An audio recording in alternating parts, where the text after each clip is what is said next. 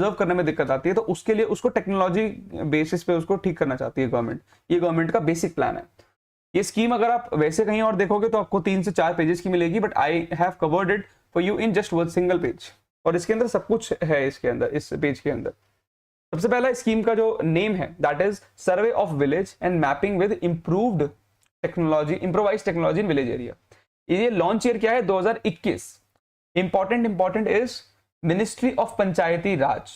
इस स्कीम को लेके कौन आया है? मिनिस्ट्री ऑफ पंचायती राज। बहुत कंफ्यूजन हो सकती है, अगर ये लैंड प्रॉपर्टी को लेकर है तो why not home ministry, why not any other ministry, why is Panchayati Raj? क्योंकि गवर्नमेंट, क्योंकि ये मोस्टली गांव के अंदर इसका यूज करा जाने वाला है, ठीक है। इट इज फॉर विलेज ना, तो that is why ministry of Panchayati Raj. Next is 2021 के अंदर आई है। 2020 के अंदर इसका पायलट फेज स्टार्ट हो गया था, मैं आपको ये बता देता हूँ। तो अभी तक ने 2 फेज के अंदर अभी चल रही है ये। फर्स्ट फेज जो था पायलट फेज था 2020 से लेकर 2021 के लिए। उसके अंदर हरियाणा, कर्नाटका, मध्य प्रदेश, महाराष्ट्र, यूपी, उत्तराखंड, पंजाब, आंध्र प्रदेश जैसी जो स्टेट्स थी, इनके अंदर इनको यूज करा गया था कि भाई यहाँ पे देखते हैं क्या हो रहा है। तो ये स्कीम क्या कर रही थी? ये रिकॉर्ड ऑफ राइट्स प्रोवाइड कर रही थी। ओके, ये रिकॉर्ड ऑफ राइट्स प्रोवाइड कर रही थी लोगों को। इसका जो प्राइमरी गोल था वो था रूरल रेजिडेंट जो है उनको उनकी ओनरशिप, जो उनकी प्रॉपर्टी है उनका ओनरशिप का एक डिजिटल प्रॉपर्टी कार्ड प्रोवाइड करना। तो ये काफी अच्छा इनिशिएटिव है गवर्नमेंट का। इसका जो फेज 2 है वो 2021 अप्रैल में लॉन्च हुआ, जो इसका लॉन्च ईयर है स्कीम का। और ये कब तक लॉन्च हुआ? 2025 मार्च तक। 4 साल के अंदर की स्कीम है। ये कितने विलेजेस कवर करेगी? ये भी एक काफी बड़ा नंबर है, काफी इंपॉर्टेंट नंबर है।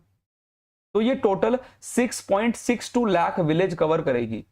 जो मैं आपको बता रहा हूँ डेटा अपने मुंह से, वो डेटा जो है वो काफी इंपॉर्टेंट है, वो एग्जाम में पूछा जा सकता है आपसे।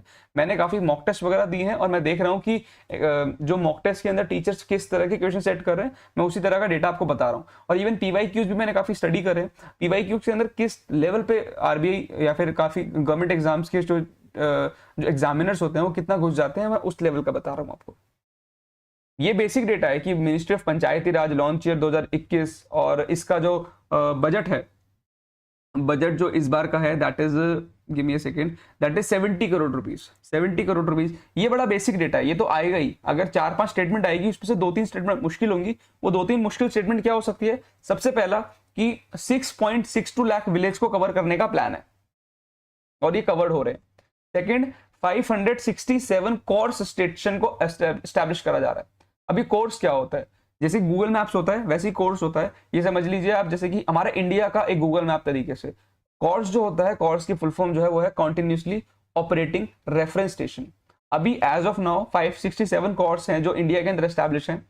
इन 567 कोर्स के थ्रू आराम से प्रिसाइजली चेक करा जा सकता है एग्जैक्ट लोकेशन।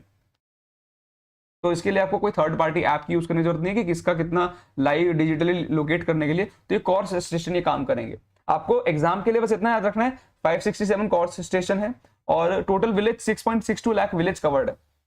ओके, तो यही आपको यहाँ पे याद रखना है।